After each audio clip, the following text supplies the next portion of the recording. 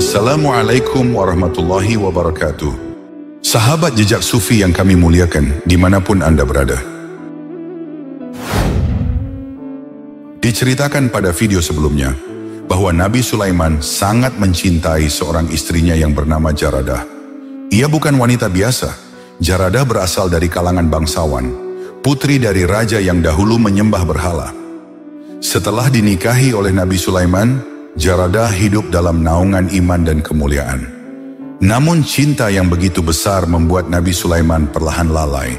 Ia terlalu memanjakan Jaradah. Setiap permintaannya dituruti, termasuk dibuatkan patung yang mirip ayahnya. Ia dibolehkan membawa dayang-dayang dari bangsanya, juga diberikan ruang khusus di dalam istana. Dan di sanalah, tanpa sepengetahuan sang Nabi, kesesatan itu kembali tumbuh. Jaradah diam-diam menyembah patung ayahnya. Bersama para dayangnya, ia melakukan ritual yang dulu menjadi bagian dari agamanya. Ketika kesesatannya terbongkar, hati Nabi Sulaiman seakan terhantam petir. Ia terhenyak, nafasnya tercekat. Bukan hanya karena pengkhianatan istrinya terhadap tauhid, tetapi karena ia sadar, dirinya lah yang telah lengah, dirinya lah yang lalai. Ia membiarkan cinta kepada manusia mengaburkan ketegasan terhadap syariat Allah. Maka saat itu juga, Nabi Sulaiman tersungkur bersujud. Tangisnya pecah, air matanya membasahi tanah. Di atas sajadah pengampunan, ia mengadu kepada Allah dengan penuh penyesalan. Setelah melewati masa-masa taubat atas kekhilafan, karena cintanya kepada Jaradah, Allah menghendaki ujian yang lebih berat kepada Nabi Sulaiman.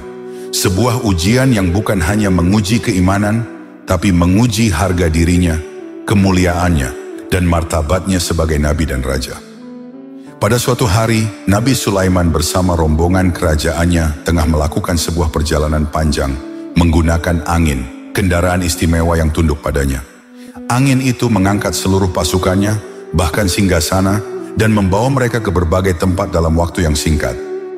Ketika waktu menunjukkan salat asyar, mereka melintasi sebuah perkampungan nelayan yang miskin di tepi laut. Maka Sulaiman pun memerintahkan angin untuk memperlambat lajunya dan turun lebih rendah, agar mereka bisa menunaikan salat di tempat itu. Dan saat itu, tatapan Nabi Sulaiman terhenti pada seorang wanita berkulit hitam legam. Wanita itu sedang mencuci pakaian di pinggir sungai, seorang diri, tanpa siapapun yang menemani.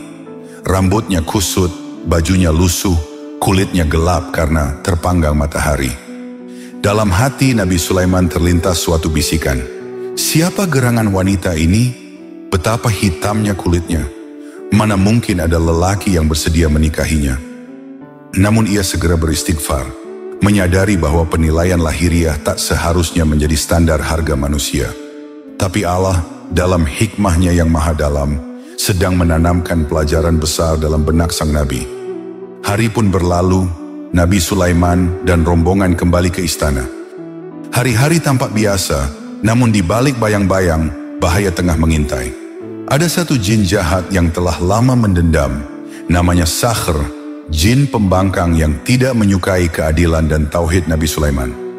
Ia tahu bahwa kekuasaan Nabi Sulaiman bersumber dari cincin khusus, yang padanya tertulis nama Allah. Selama cincin itu berada di tangan Sulaiman, tak ada makhluk yang bisa menyamainya. Jin Sakhr telah mengamati pergerakan istana hari demi hari, hingga tibalah saat itu. Pada suatu pagi, Nabi Sulaiman hendak masuk ke kamar kecil, tempat yang tidak suci. Sebagai bentuk adab dan pengagungan terhadap nama Allah, beliau melepaskan cincin kerajaannya dan menitipkannya kepada salah satu istrinya yang bernama Aminah. Di saat itulah jin Sakhr melihat celah. Dengan cepat dia merubah wujudnya menyerupai Nabi Sulaiman. Wajahnya sama, suaranya sama, langkahnya pun identik. Bahkan pelayan pun tidak akan bisa membedakan. Ia mendekati Aminah dengan sikap yang lembut seperti biasanya. Wahai istriku, berikan padaku cincinku. Aku telah selesai dari keperluanku. Aminah yang tidak menaruh curiga sedikit pun memberikannya tanpa ragu. Dan ketika cincin itu sudah berada di tangannya, segalanya berubah. Sakhr berjalan menuju ruang tengah istana, melangkah pasti, dan duduk di atas singgasana kerajaan. Maka seluruh pasukan, pelayan, jin, manusia, dan bahkan hewan-hewan pun menunduk kepadanya. Mereka semua mengira itulah Nabi Sulaiman. Sementara Sulaiman yang asli keluar dari kamar kecil dan menghampiri Aminah. "Wahai istriku, berikan cincinku." Aminah merasa heran dan tak mengenalinya. "Siapa kamu? Mengapa kau ada di tempat ini?" Nabi Sulaiman menjawab, "Aku Sulaiman bin Daud, suamimu dan rajamu." Aminah membalas, "Kau jangan mengada-ada. Suamiku dan junjunganku sedang duduk di atas singgasananya." Nabi Sulaiman tersentak kaget mendengarnya. Dan untuk memastikan perkataan Aminah, Nabi Sulaiman melangkah menuju ruang istana. Tampaklah sosok seseorang yang menyerupai dirinya. Sosok itu duduk penuh wibawa di atas singgasananya. Dia juga memakai cincin miliknya. Dengan menahan nafas yang sesak di dada dan hati yang berkecamuk, Nabi Sulaiman pun melangkah ke tengah ruang istana. Nabi Sulaiman tak tinggal diam. Ia menggenggam keberanian. Ia menegakkan tubuhnya. Dan dengan suara lantang yang menggema, ia berseru, "Wahai para punggawa, wahai para pembesar istana, akulah Sulaiman yang sesungguhnya. Akulah Sulaiman bin Daud, nabi kalian, raja kalian. Yang kini duduk di atas singgasanaku itu adalah Sulaiman yang palsu. Ia bukan aku, ia bukan nabi, bukan raja."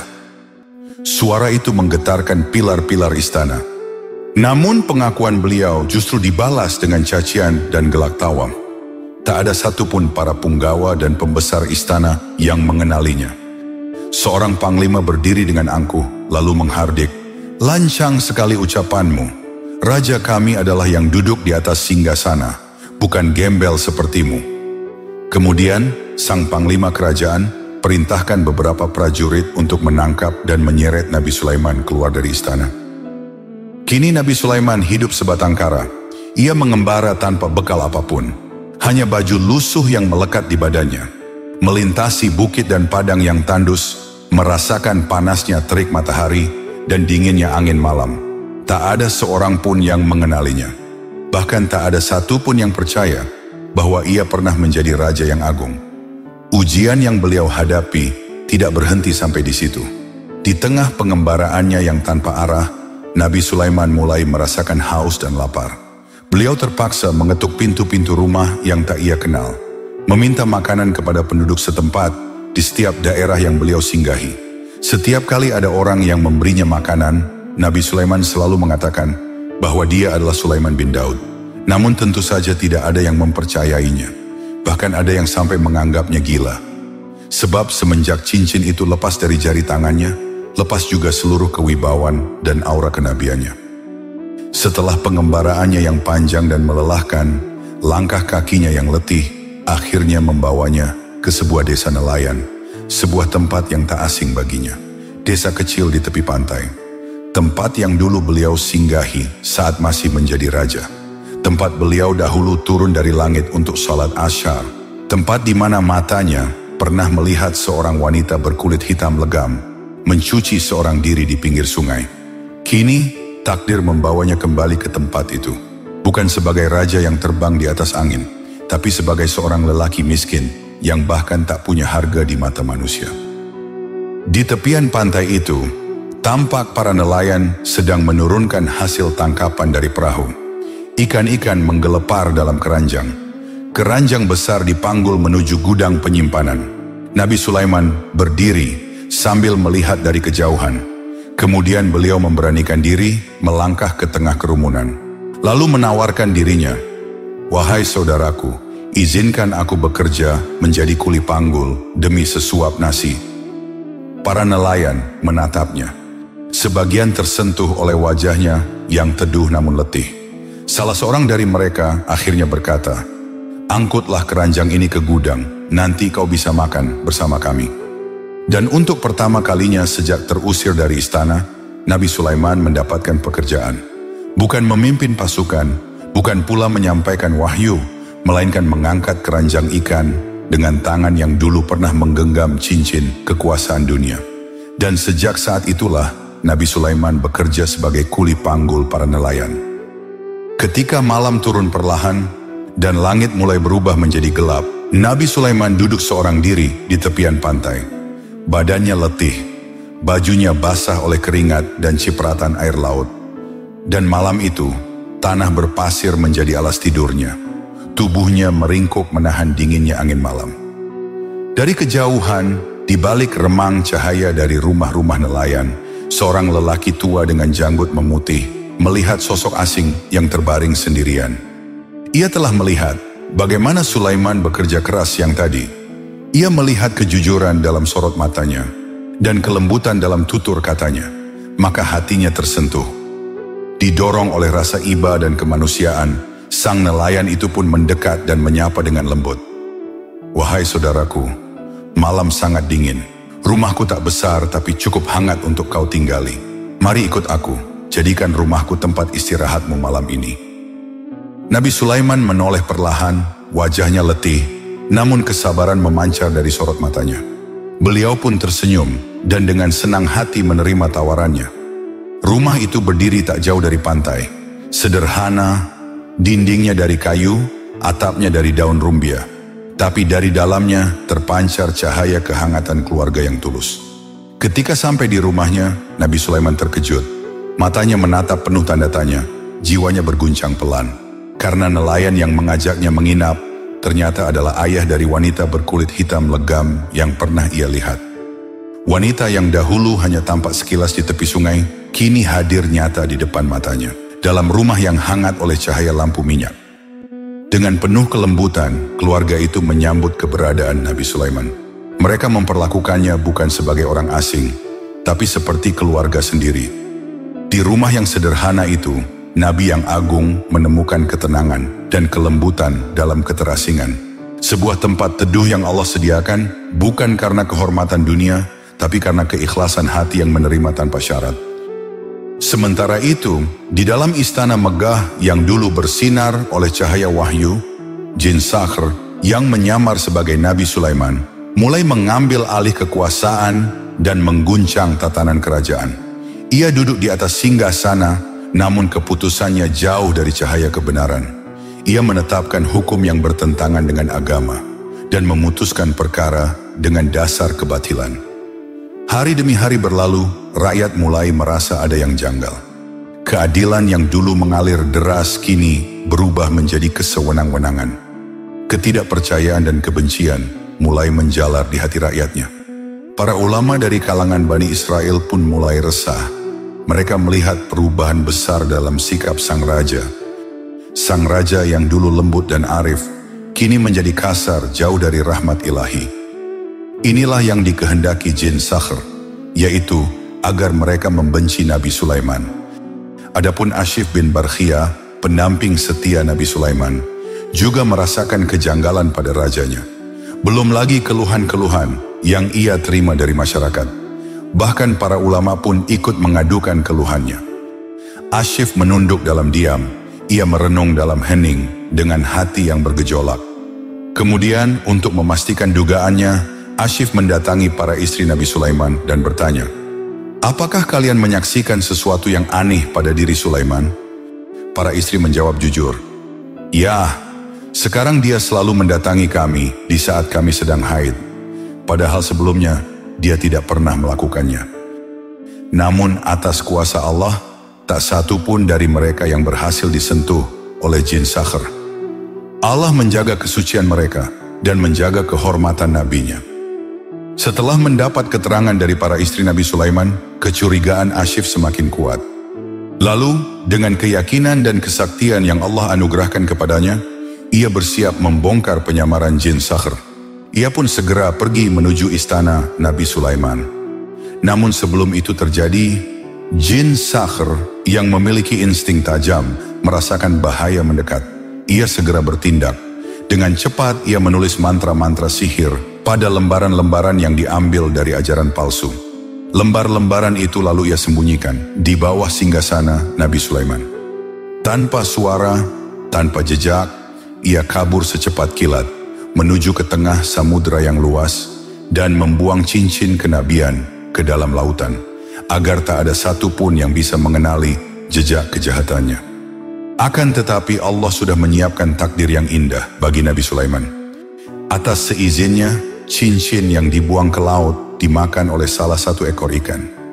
Tak lama kemudian Ashif bin Barkhiyah tiba di istana, namun sosok yang ia cari telah lenyap. Singgasana kosong, dan hawa sihir yang pekat masih menggantung di udara. Dan tingkah lakunya telah meninggalkan bayang-bayang citra buruk yang menodai nama Nabi Sulaiman di hadapan kaumnya. Menyadari hal itu, Ashif bin Barkhiyah, penasihat setia sekaligus orang kepercayaan Nabi Sulaiman, segera melangkah dengan penuh tanggung jawab. Ia mendatangi rakyat Bani Israel, membawa serta kejujuran dan hikmah untuk meluruskan kesalahpahaman yang telah tersebar akibat tipu daya jin sakhr. Wahai kaum Bani Israel, apakah kalian merasa ada yang tidak beres pada raja kalian? Mereka menjawab serentak, ya, Raja Sulaiman telah berbuat zalim kepada kami. Ia tidak lagi adil seperti dahulu. Ashif mengangguk lalu berkata, ketahuilah, raja yang selama ini duduk di atas singgasana adalah palsu. Ia bukan Nabi Sulaiman, melainkan jin durhaka yang menyamar dan mencuri cincin kenabian. Kini ia telah melarikan diri ke tengah samudera. Sementara Nabi Sulaiman yang sejati belum diketahui di mana keberadaannya. Setelah mengetahui kenyataan yang sebenarnya, orang-orang pun tak lagi membenci Nabi Sulaiman. Mereka merasa menyesal karena telah salah menduga. Di pagi yang cerah, Nabi Sulaiman yang saat itu masih menjadi kuli panggul di desa nelayan, duduk di tepian pantai dengan wajah tenang, menanti perahu-perahu yang akan bersandar membawa rezeki dari lautan. Tak lama kemudian, salah satu perahu menepi, dipenuhi dengan ikan-ikan segar hasil tangkapan di malam hari. Bersamaan dengan itu, datanglah seorang saudagar kaya yang tengah mencari ikan untuk dibeli. Ia menawar dan membeli ikan-ikan itu, lalu menoleh ke sekitar. Ia mencari seseorang untuk membawakan hasil tangkapannya ke rumah. Kemudian matanya menangkap sosok Sulaiman, lelaki sederhana, berbaju lusuh namun penuh wibawa. Ia pun memanggilnya, wahai lelaki, maukah kau bawakan ikan-ikan ini ke rumahku? Nabi Sulaiman bertanya, apa upah yang akan aku dapatkan? Saudagar itu menjawab singkat, aku akan memberimu upah seekor ikan, sesuai dengan jenis ikan yang kau bawa. Nabi Sulaiman pun setuju. Dengan kekuatan yang masih tersisa di tubuh letihnya, ia mengangkat satu keranjang besar dan mengantarkannya ke rumah saudagar. Setibanya di rumah, ia pun menerima seekor ikan sebagai upah. Lalu ikan itu dibawanya pulang ke rumah nelayan yang kini menjadi tempat tinggalnya. Ikan itu kemudian ia serahkan kepada sang wanita berkulit hitam legam, memintanya untuk membersihkan dan memasaknya menjadi hidangan sederhana. Namun saat ikan itu dibelah dan isi perutnya dibersihkan, sesuatu yang berkilau jatuh dari dalam tubuh ikan itu. Sebuah cincin, bukan sembarang cincin, tapi cincin kenabian milik Nabi Sulaiman yang hilang sejak ia diusir dari istana. Seketika Sulaiman tersentak, ia mengenalinya. Itu cincinnya, cincinku, berikan padaku. Namun sang wanita berkata tegas, aku yang menemukannya, maka cincin ini milikku. Perdebatan kecil pun terjadi. Sang ayah yang mendengar suara keributan dari dapur segera datang. Dengan tenang dan bijak, ia mengambil keputusan. Jika engkau benar-benar menginginkan cincin itu, maka nikahilah anakku, dan cincin ini akan menjadi milikmu sebagai mahar. Nabi Sulaiman menatap wanita itu sejenak dan mengangguk. Aku setuju. Hari itu juga, sebuah pernikahan kecil dan penuh keberkahan diselenggarakan. Tanpa kemegahan, tanpa gemerlap perhiasan, namun sakral dan penuh keikhlasan. Setelah akad terucap, cincin itu diserahkan ke tangan Sulaiman. Dan ketika ia memasukkannya ke jari manisnya, sinar cahaya tiba-tiba memancar dari tubuhnya. Wajahnya bersinar dan aura kenabian kembali memancar dari dirinya. Saat itu juga seluruh makhluk tunduk kepadanya. Sang ayah dan putrinya tercengang, tak menyangka bahwa lelaki sederhana yang mereka tolong adalah Nabi Allah, Raja seluruh makhluk di bumi. Dengan penuh rasa takut mereka bersimpuh, Ampuni kami, wahai Paduka Raja. Kami tak tahu bahwa engkau adalah Nabi dan Raja kami. Saya telah lancang menikahkan putriku dengan Paduka. Namun Nabi Sulaiman tersenyum lembut. Dengan nada teduh ia menjawab, justru kalian telah memuliakanku, karena kalian menerima aku bukan karena nama dan kekuasaan, tapi karena kemanusiaan dan ketulusan. Kemudian Nabi Sulaiman menengadahkan tangan ke langit dan berdoa dengan khusyuk. Ya Allah, wanita ini telah engkau takdirkan menjadi pendamping hidupku, maka karuniakanlah padanya kecantikan dan kelembutan hati. Allah Subhanahu wa Ta'ala mengabulkan doa Nabi Sulaiman. Kulitnya yang legam perlahan berubah cerah, wajahnya bersinar anggun dan menawan, matanya teduh, dan senyumnya menyejukkan jiwa. Ia pun menjadi wanita yang cantik jelita, seindah bidadari surga. Kemudian Nabi Sulaiman memerintahkan angin yang kini kembali tunduk padanya untuk membawa mereka bertiga kembali ke istana. Angin pun mengangkat tubuh mereka melayang lembut di atas awan menuju istana megah yang selama ini kosong dari ruh kenabian. Ketika Nabi Sulaiman tiba di istana, seluruh rakyat menyambutnya dengan gegap gempita. Tangis haru bercampur bahagia menghiasi suasana hati rakyatnya. Kemudian Nabi Sulaiman naik ke singgasana yang dulu dirampas oleh jin Sakhr. Kini beliau tak hanya kembali sebagai raja, tapi juga sebagai hamba yang telah ditempa oleh ujian dan kehinaan untuk kembali menjadi lebih kuat dan lebih bijaksana. Dan sebagai bentuk rasa terima kasihnya, Nabi Sulaiman menyediakan sebuah kamar yang megah dan indah untuk lelaki tua nelayan dan putrinya yang kini menjadi istrinya. Segala kebutuhannya dipenuhi oleh istana. Makanan lezat, pakaian mewah, dan pelayanan terbaik disediakan setiap hari bagi keluarga kecil yang telah Allah Subhanahu wa Ta'ala pilih untuk menjadi bagian dari sejarah suci seorang nabi. Atas kejahatan dan perbuatan makar yang dilakukan jin Sakhr, yang dengan kelicikannya menyamar sebagai Nabi Sulaiman, mencuri cincin, mengambil alih kekuasaan, menyesatkan rakyat, dan menodai cahaya kenabian dengan kebatilan. Maka Nabi Sulaiman yang telah kembali dengan takdir sucinya, mengirimkan pasukan gabungan, manusia dan jin, untuk memburu dan menangkapnya, dimanapun ia bersembunyi. Dengan penuh kepatuhan, mereka segera meninggalkan istana, menembus padang dan lembah, menjelajah samudera dan pulau terpencil, mengikuti jejak jin penipu yang melarikan diri jauh ke tengah lautan. Namun ketika mereka akhirnya berhadapan muka dengan jin Sakhr, mereka menyadari satu hal, ia terlalu kuat. Kekuatannya tak tertandingi oleh kekuatan biasa. Mereka tak mampu menaklukkannya secara langsung, namun mereka tak kehilangan akal. Mereka memilih bertahan dan bersiasat, membuntuti langkahnya, mengawasinya dari jauh, menunggu saat yang tepat, hingga akhirnya waktu itu pun tiba. Pada suatu malam ketika jin Sakhr tengah tertidur pulas, pasukan Nabi Sulaiman segera bergerak. Dengan cepat mereka mencairkan timah dan membangun sebuah ruang tertutup di atas tubuh jin itu, menutupinya perlahan dari ujung kaki hingga kepala, menyekapnya dalam ruangan tertutup yang tak dapat ditembus. Ketika jin Sakhr terbangun, ia terperanjat. Matanya membelalak menatap dinding-dinding timah yang mengelilinginya. Ia menggeram, mengamuk, melompat sekuat tenaga, membenturkan tubuhnya pada dinding itu. Namun setiap kali ia melompat, timah itu tidak pecah. Sebaliknya, ia melentur, lalu membelitnya. Seakan dinding itu hidup, seakan merantai seluruh kekuatannya, hingga ia pun tak mampu bergerak. Akhirnya, jin Sakhr berhasil ditangkap.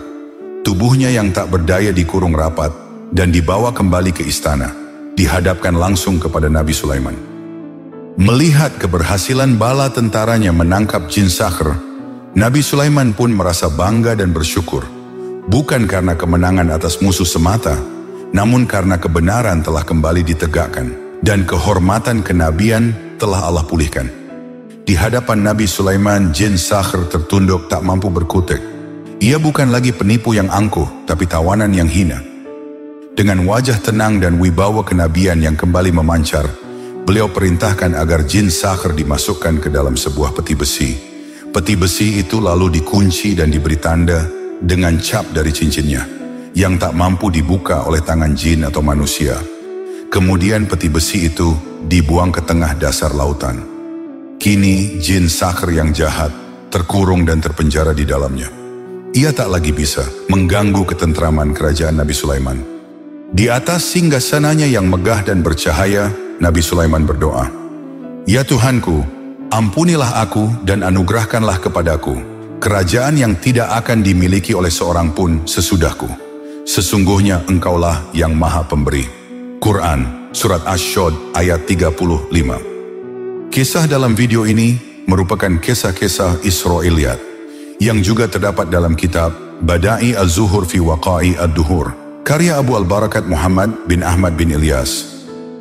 Meski jin Sakhr sudah tak berdaya, terkurung dalam peti yang berada di dasar lautan, namun ada satu tanda tanya besar, yaitu ketika jin Sakhr menulis lembaran-lembaran mantra dan menyembunyikannya di bawah singgasana Nabi Sulaiman sesaat sebelum ia melarikan diri dari istana.